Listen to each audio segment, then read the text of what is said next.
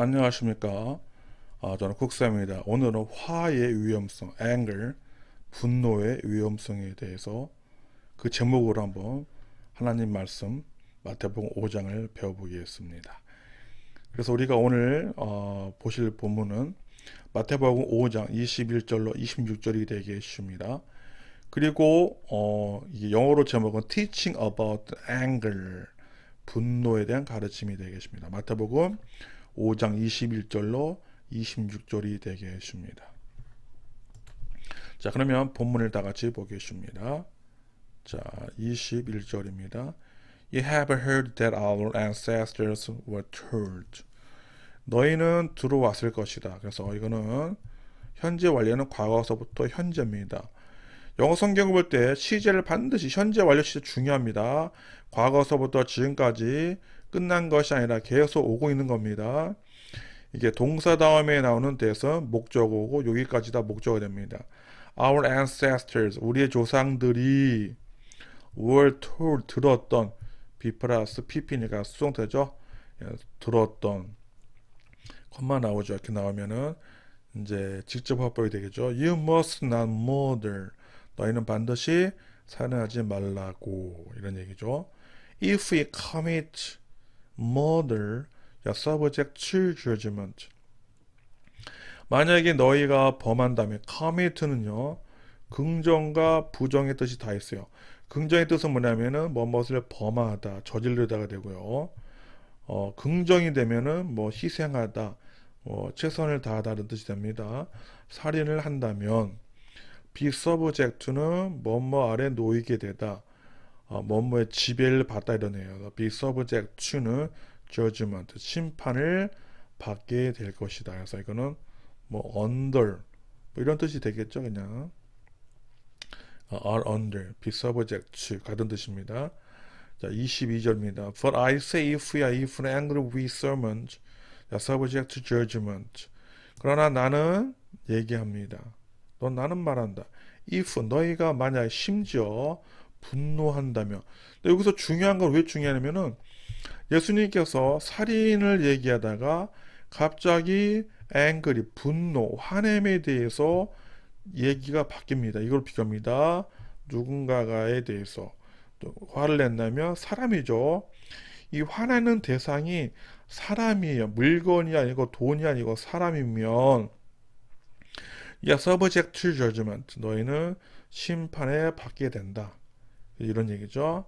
If you call someone an idiot, you are in danger of being brought before the court. 자, 누군가를 너희가 부른다면, 누군가를 뭐로? an idiot, 바보, 멍청이라 부른다면, 너희는 in danger of being, 이런 위험에 처한다. 무슨 위험이죠? being brought, 이것도 be 플러스 pp, 수동태네요. 끌려가는, 뭐 앞에? the court, 법정 앞에. 그러니까 법정으로 끌려가는 얘기죠. 그리고 만약에 you curse someone, you are in danger of the fires of hell. 네가 누군가를 저주한다면, 비난한다면 너희들은 또 위험에 처한, 무슨 위험이냐? the fire, 그 불이죠. fires, 지옥의 불의 위험에 처해야 된다. 그래서 제가 일단은 헬라어로 보면은 이 idiot란 단어와 이 curse가 헬라 원문에서는 어떤 의미인지를 먼저 보겠습니다.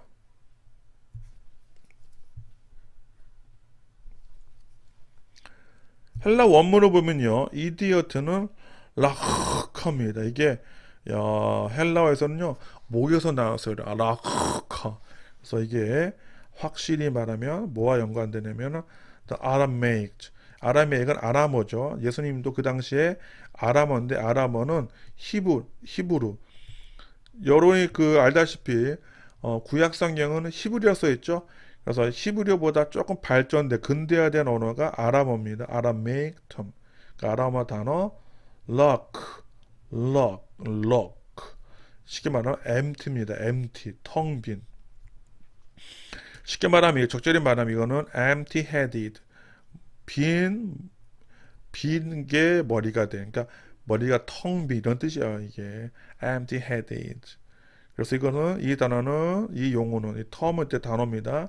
expressed contempt 경멸이야. 뭐라는 경멸이죠? 어떤 사람의 머리, 자 뷰잉을 뭐뭐를 바라보면서 또는 상상하면서 그 사람의 멍청함을 보면서 이런 뜻이죠. 그러니까 이 멍청한 거 바보스러움을 경멸할 때 쓰는 게 라크입니다. 이디어트는 단어가. 근데 curse는 NLT는요. NLT는 이걸 curse라고 이제 번역을 했는데 헬라 원문을 보면 3474번 모루스야 모루스. 이 단어는 잉글리시 단어의 more는 아주 more는 바보, 속으로 뭐 꼴통 이런 뜻이야 more는. 미국 사람 이 영화 보면 많이 나오죠. 적절하게 말하면 덜 뒤떨어진 이런 뜻이야 flat. 이게 flat가 원래 평평한인데 또 타이어가 빠진 것도 flat인데 또 멍청한 뜻이 있어요. dirty understanding. 자, 멍청한 거죠. 이해에 있어서. 이해가 더딘 거야. 느린 거야. 또 lacking a grip on reality. 부족한 거예요. 뭐가 부족하죠? 붙잡는데 현실성이 없다는 뜻이죠. 둘 다 똑같은 거의 같은 의미가 반복되고 있다는 거예요. 아시겠죠? 이제 다시 이제 본문으로 가면 그래서 이제 뭐냐면은 우리가 이게 분노와 연관되는 거. 이게 살인과 분노와 거의 동급으로 바라봅니다. 분노가 이렇게 위험하다는 거야, 사람에 대해서. 근데 이 분노에서 이제 사건이 더 자세해집니다. 이제 분노가 쌓이면 누군가를 뭐라 부른다? 이디어트라 부르고, 모로스라고 부르면은 첫째는 법정 안에 쓰는데 이 내용상 봤을 때는 이건 세상 법정이 아니라 하늘의 법정인 걸 알 수가 있어요. 딱 그냥 그 내용을 보고. 왜냐면은 여기 보면은 지옥불이 나오잖아요. 그러니까 뭐 세상 법정이 지옥을 어떻게 보내? 그러니까 이거는 하나님의 심판을 말하는 거야. 심판 때. 중요합니다. 그래서 다시 한번 또 더 심하게 어떤 사람들을 멍청하다, 바보다 이렇게 진짜 마음속에서 표현을 하면은 지옥불의 위험이 있다. 아니 이게 엄청나게 중요합니다. 이거는 지금까지 우리가 성경을 보면서 관가한 게 바로 이겁니다. 어떤 사람 보고 멍청이 바보 또 모론 이렇게 말하는 건 너무너무 위험하다는 거예요. 어? 보통 문제가 아니에요. 지옥불에 떨어지는 그런 위험이에요. 절대 우리가 믿는 기독교 우리들이 하나님 자녀들이 해서는 안 된다는 거예요. 여러분의 자녀한테도 농담으로도 이런 말을 합니다. 저도 전에는 이거 성경 보고 저도 회개를 많이 했습니다. 절대 사람을 향해서 이런 얘기를 하면 안 됩니다. 그러나 더 중요한 거는 이런 모든 것들이 어디서 나온다? 분노하는 마음에서 나오는 거예요. 누군가가 분노에 대해서 할 때 이런 말이 나온다는 거예요.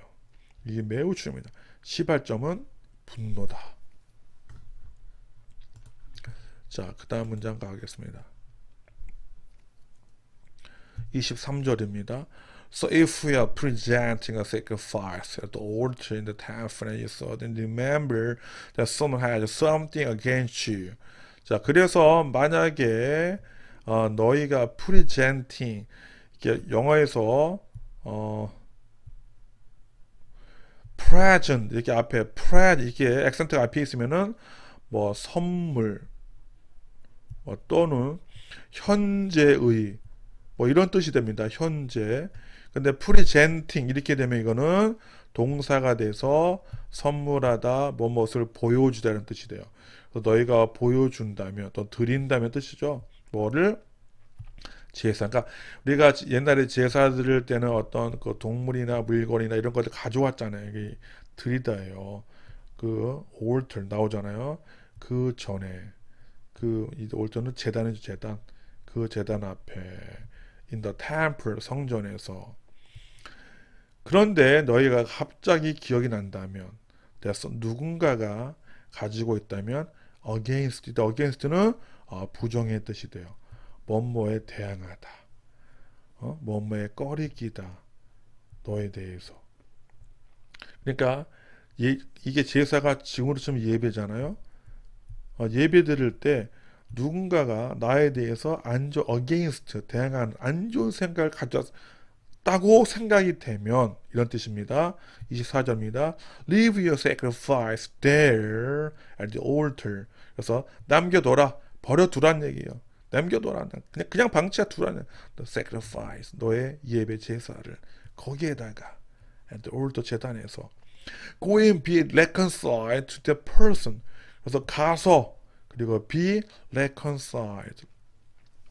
여기서 중요한 게 뭐냐면은 화해하다가 아니라 화해되어지다야. 되어지다 수동태입니다. 이거는 성경에서 뭘 의미하냐면은 우리는 화해하라 그러면 우리가 일방적으로 가서 내가 잘못했어 라고 이렇게 고하면서 내가 화해를 선포하는데, 그런 것이 아니라 수용태라는 것은 그쪽에서, 상대편에서 화해를 받아들일 때까지 한다는 얘기죠. 그때 진정한 화해가 된다는 거예요. 그쪽 입장에서 받아들이지 않으면 화해가 안 되는 거예요. 아시겠죠? 누구에게? 그 사람에게. 그러니까 화해한다는 것은 상대방이 받아들여야 비로소 된다는 거예요. 그래서 수동태 되는 건 매우 중요합니다. 그리고 나서 come and offer, 와서는 드려라 너의 제사를 하나님께. 아시겠죠? 여기서 뭐가 중요하다? 예배 제사보다 더 중요한 것은 누군가가 나에서 꺼리고 있고 나에 대해서 화가 나가 있고 나를 뭐 싫어하는 마음, 꺼리는 마음, 이런 게 있으면 안 된다는 거예요. 그러니까 우리가 예배 드릴 때 내 남편, 내 아내, 내 자녀, 누군가에 대해서 내가 뭔가 그 사람들이 나를 나쁘게, 이상하게, 잘못으로 여기고 있다면 그거 먼저 풀고 오라는 얘기죠. 풀고 오라는 얘기죠. 매우 중요합니다. 매우 중요한 가르침이에요.